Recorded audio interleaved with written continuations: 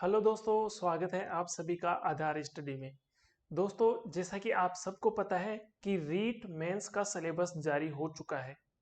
और दोस्तों, सिलेबस जो है कैसा सिलेबस है, कहाँ से आपको तैयारी करनी है, कैसे आप इस सिलेबस को कवर कर पाओगे, क्या परीक्षा पैटर्न है, कितने अंकों की एग्जाम है, कितने पर्सन आएंगे, विद्यालय विषय में कौन कौन से विषय आपको करने हैं, तो इन सब को लेकर आज के इस वीडियो में चर्चा करेंगे।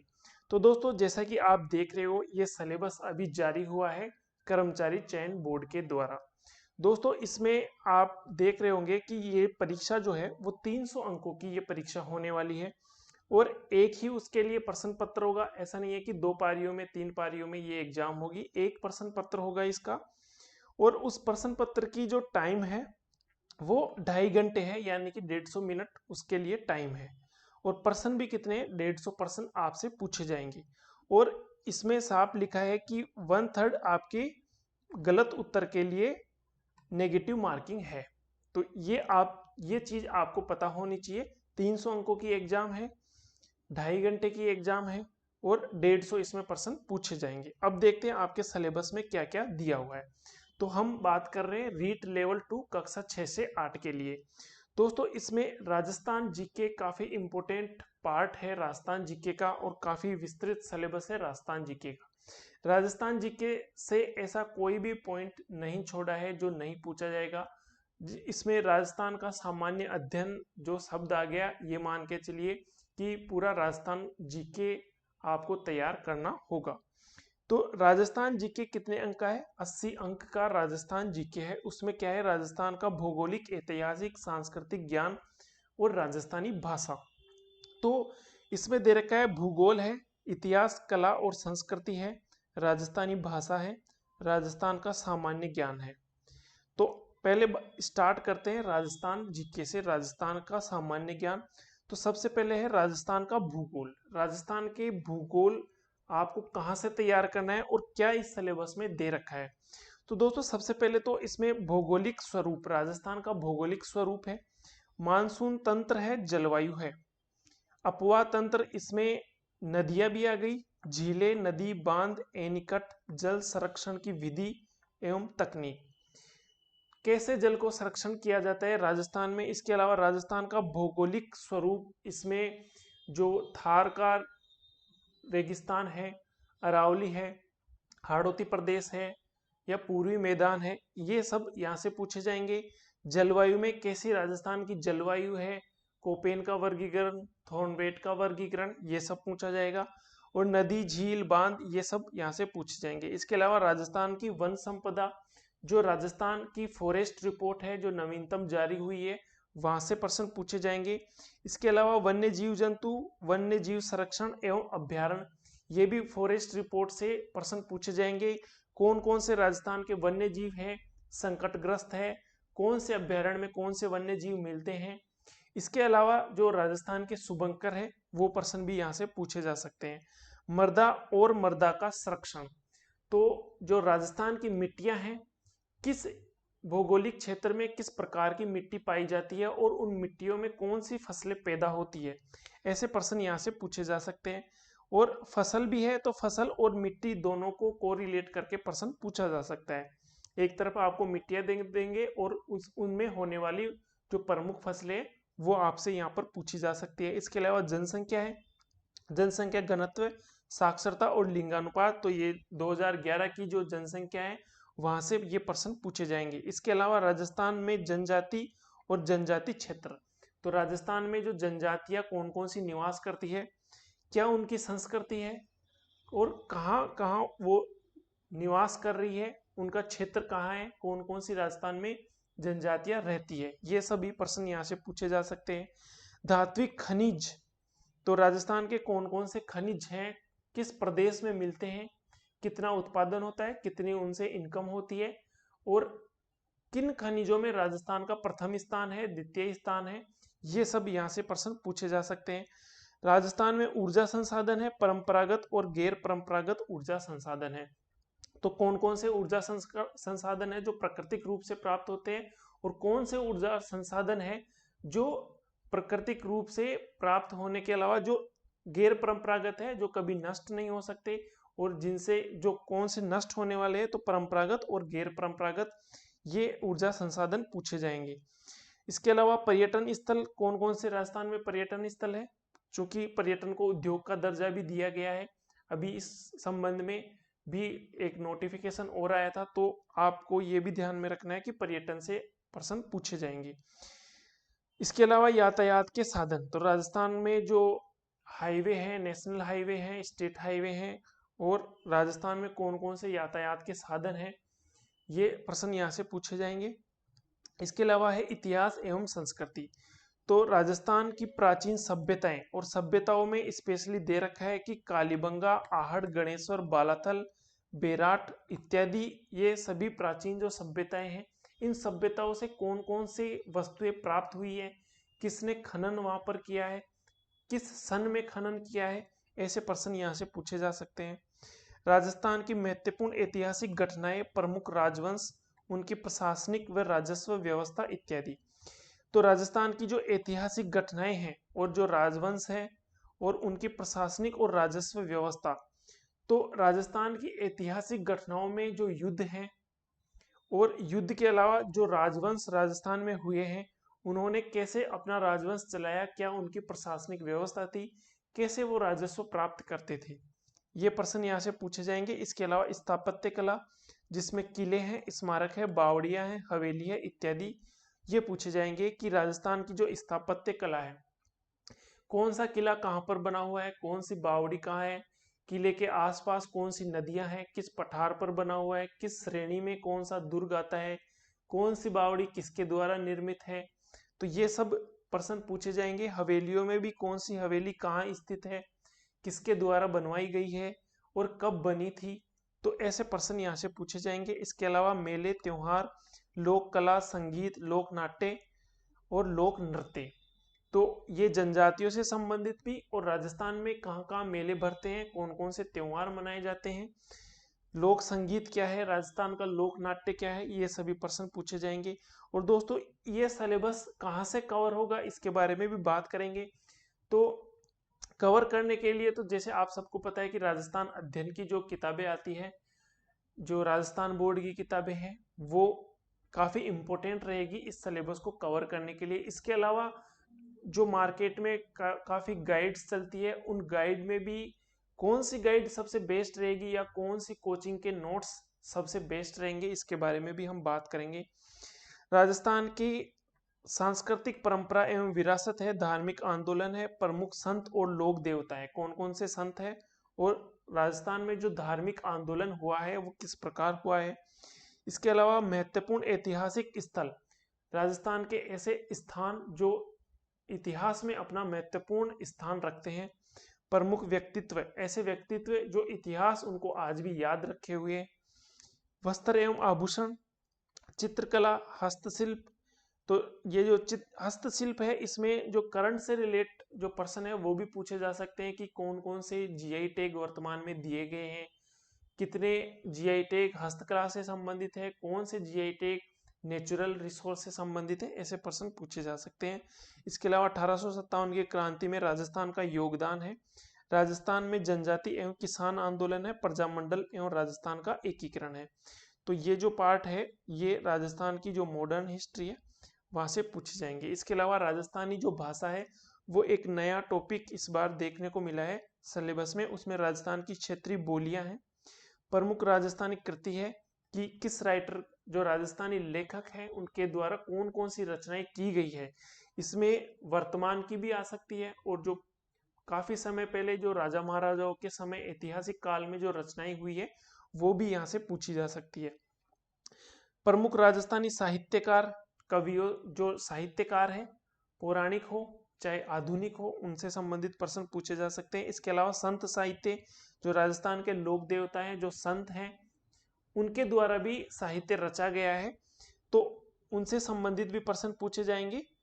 तो संत साहित्य और लोक साहित्य ये राजस्थानी भाषा से संबंधित हो गया। अब है राजस्थान का सामान्य ज्ञान, शैक्षिक परिदृश्य, निःशुल्क एवं अनिवार्य बाल शिक्षा का अधिकार अधिनियम और सामयिक विषय यानी कि करंट, ये 50 अंकों का है। इसमें राजस्थान का अध्ययन, राजस्थान के अध्ययन में राजस्थान के प्रतीक चिन्ह, कौन सा राजस्थान का राज्य पुष्प है, मिठाई है, राजस्थान का खेल है।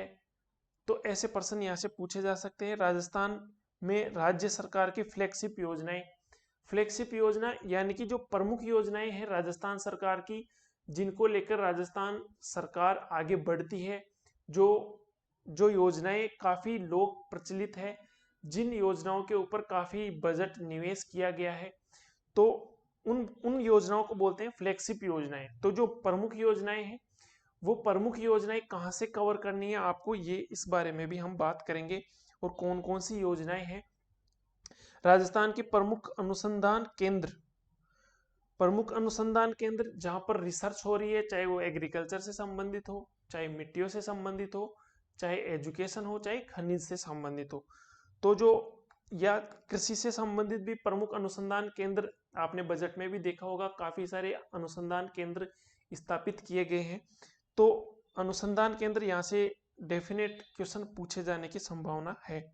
राजस्थान में प्रमुख धार्मिक स्थल, कि धार्मिक स्थल में जहाँ पर धार्मिक मेले भरते हैं, किसी संत की समाधि है या किसी संत से रिलेटेड कोई मेला, कोई उत्सव आयोजन होता है, तो वो धार्मिक स्थल में पूछा जा सकता है।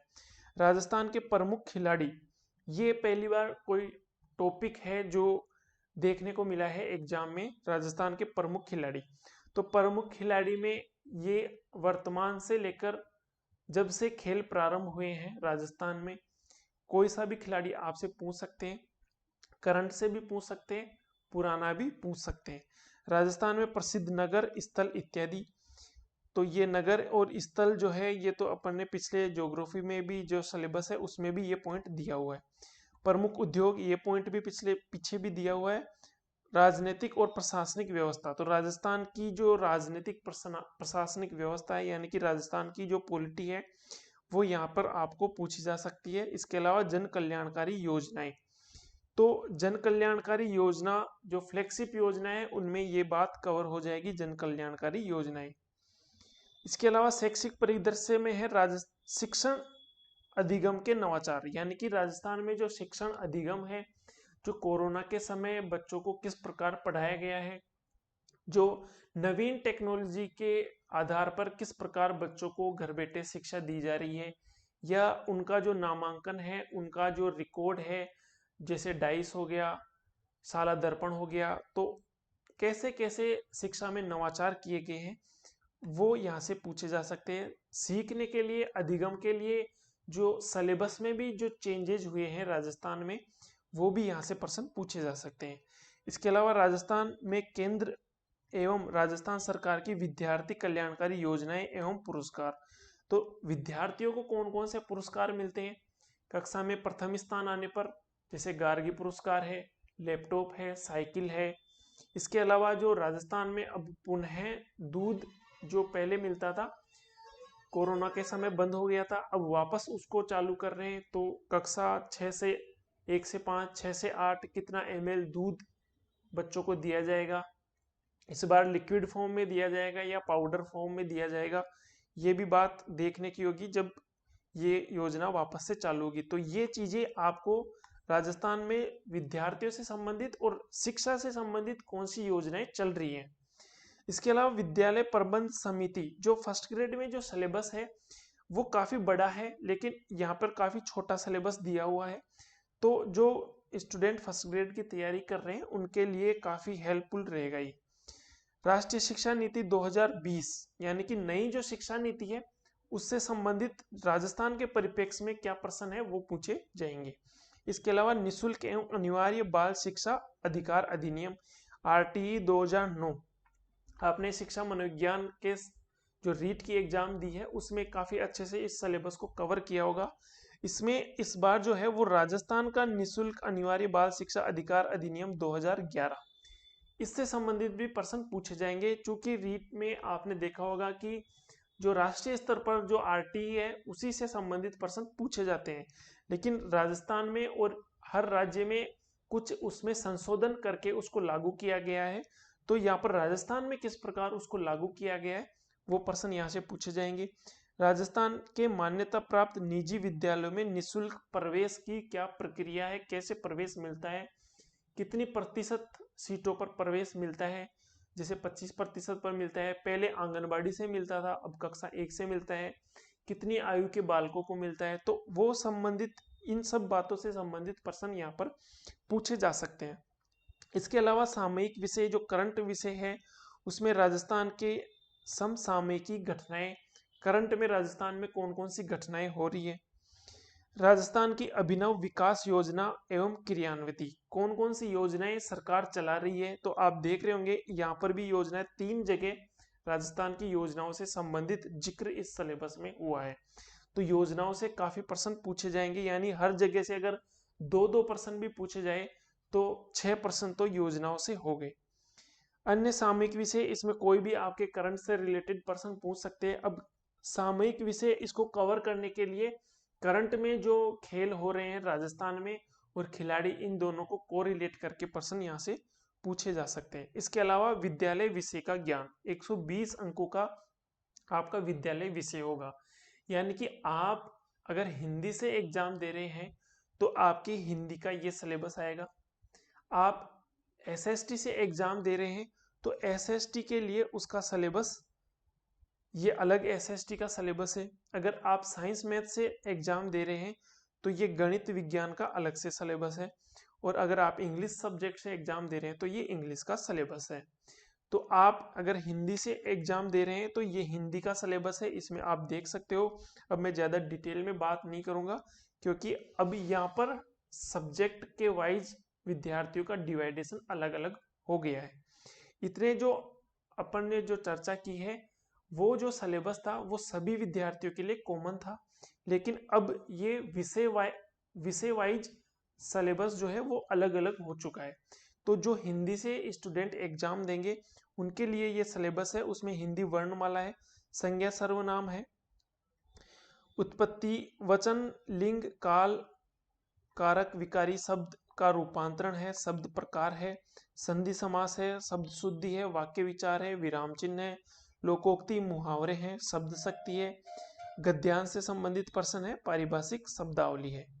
इंग्लिश की बात करूँ तो part of speech, tense, voice, narration, transformation, condition sentence, idiom, phrasal verb और वर्ड सब्स्टिट्यूशन, एनालिसिस है, सब्जेक्ट वर्ब एग्रीमेंट है, सिनोनिम एंटोनिम है, लिटरेरी टर्म्स है, मॉडल एक्सिलरी वर्ब है, प्रीपोजिशन है, अनसीन, पैसेज, प्रोज, पोइट्री है, basic knowledge, phonetic sound symbol, ये आपका इंग्लिश का सिलेबस है।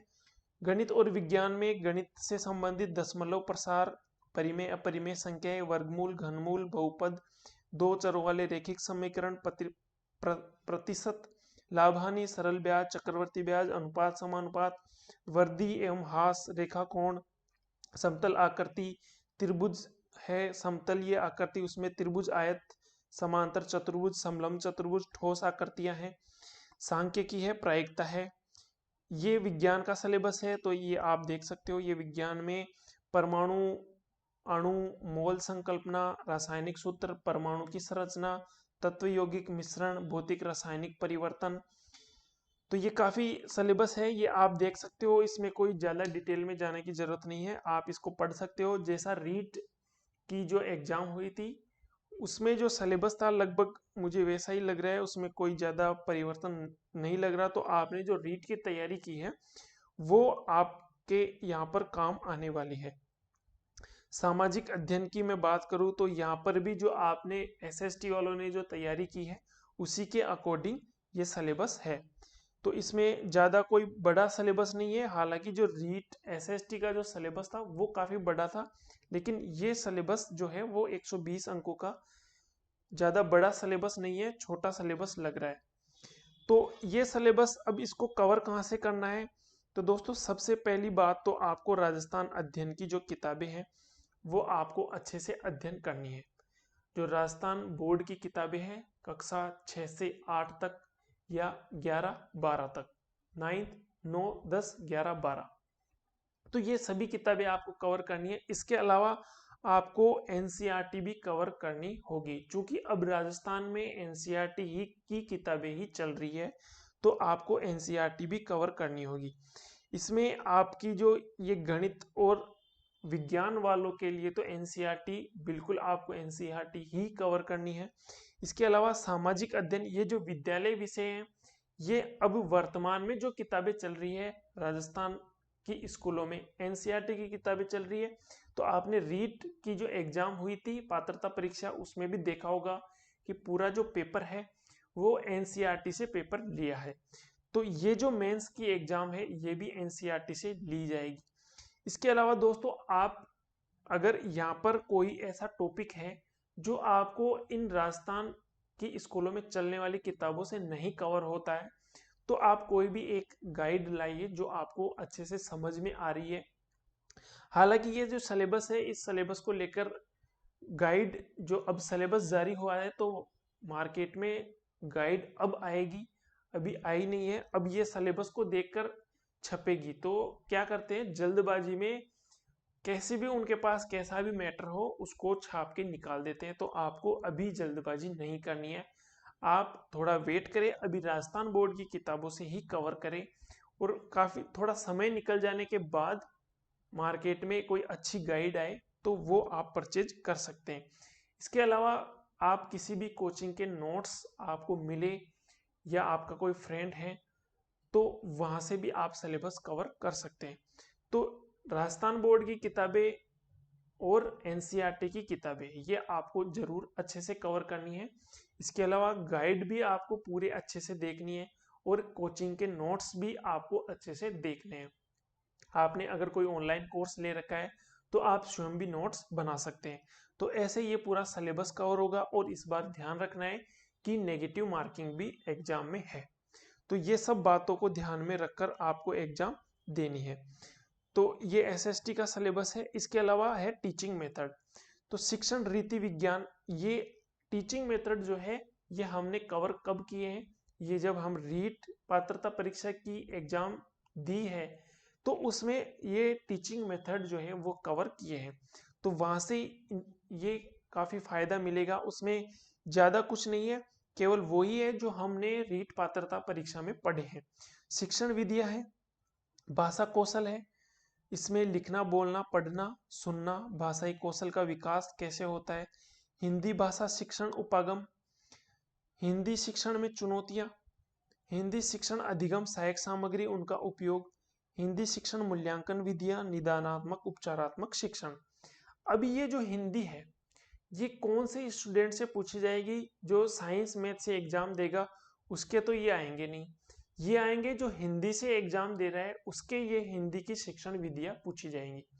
ऐसे ही जो इंग्लिश से एग्जाम दे रहा है ये उसके इंग्लिश की जो टीचिंग मेथड है उसमें वही है। सब जो रीट के एग्जाम में जिन्होंने लैंग्वेज इंग्लिश ली होगी उनको पता है कि ये जो प्रिंसिपल ऑफ टीचिंग इंग्लिश है, कम्युनिकेटिव लैंग्वेज है, मेथड ऑफ टीचिंग इंग्लिश है।